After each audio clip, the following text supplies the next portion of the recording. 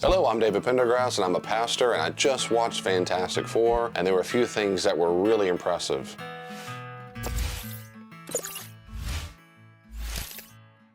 So I have some background in filmmaking. I'm not a pro, but I like thinking about cinematography and scripts and lighting, CGI and narrative and dialogue and all that. As far as that goes, for the movie, I thought it was overall was good. The CGI was great, the set designs were great, the lighting was fantastic. Say that again? I'm a big fan in modern films that it doesn't feel like everything is just filming a big play where it's just overhead lighting all the time. I love the fact you can't always see everything perfectly. I like that. It feels much more realistic. So I thought the set designs were great. All that was good. I thought overall the plot was good. I didn't think it was that funny.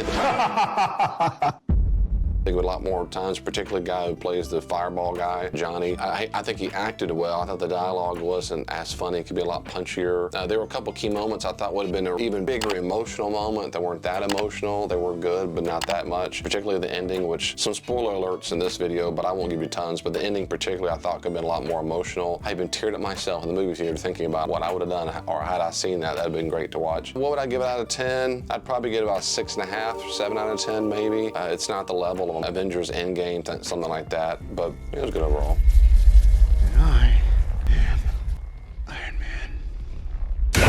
Now, as a biblicist and theologian and therapist, all these things are my specialty. Here's some things I thought were that really stood out to me in the film. The two main characters are married. The guy who stretches a lot, and the mama, the wife who can do force fields. There's a lot of energy spent in the dialogue in the movie about the baby to be born, and I thought that was fantastic.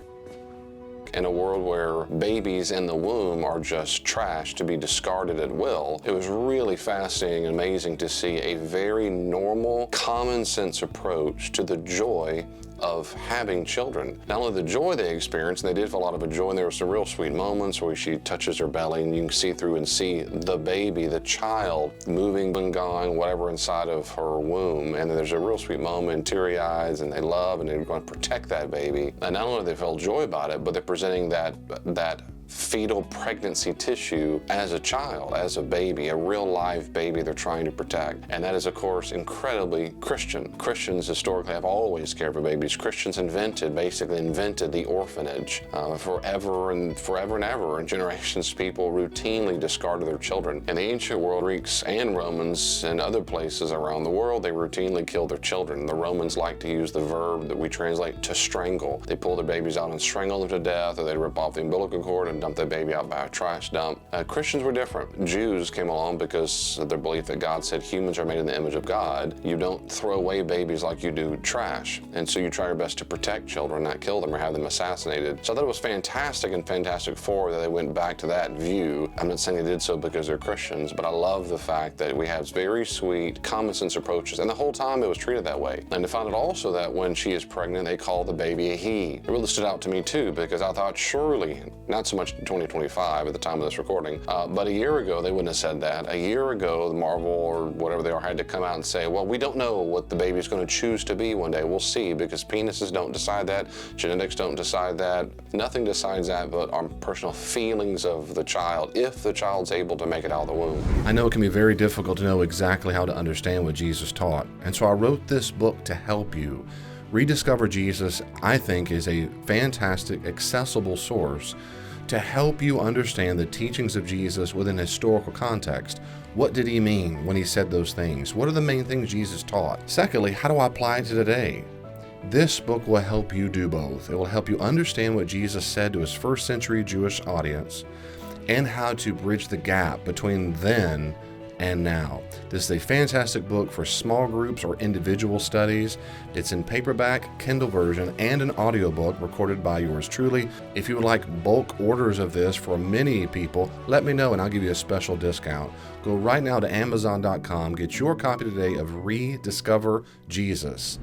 Another thing that stood out to me is how much this, you might say, a moral dilemma that they established. There's a really main bad guy who's got a big funny helmet on, and I thought frankly he was going to be a lot bigger than what he was, but he makes a deal when he meets the mom and he says, I'll have your baby. And the guy who plays that part was in another movie that was fantastic and creepy called The Witch, and he has a great voice like this, and just, oh, he's fantastic. So he's the main villain, and he says basically if you give me your baby, give me your child, then the whole earth will be spared. And they go, sounds good. It's just fetal tissue.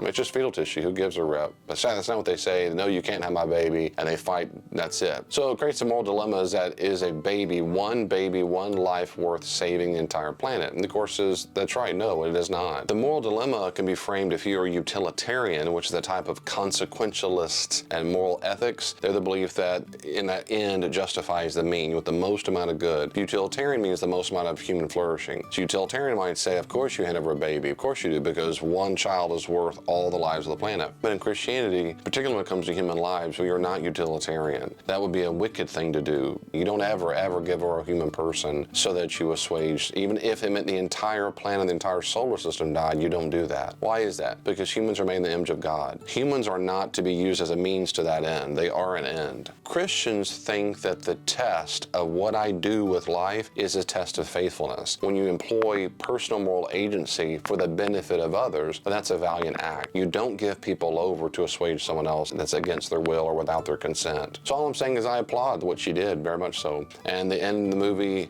is good, but I won't give it away, and I thought it was pretty good. But we'll see what you think about that. What do you think about the movie? What do you think about these thoughts? Comment below and let me know. And if there's any movies you want me to give my reflections on, I'll be happy to do so. Thank you. See you next time.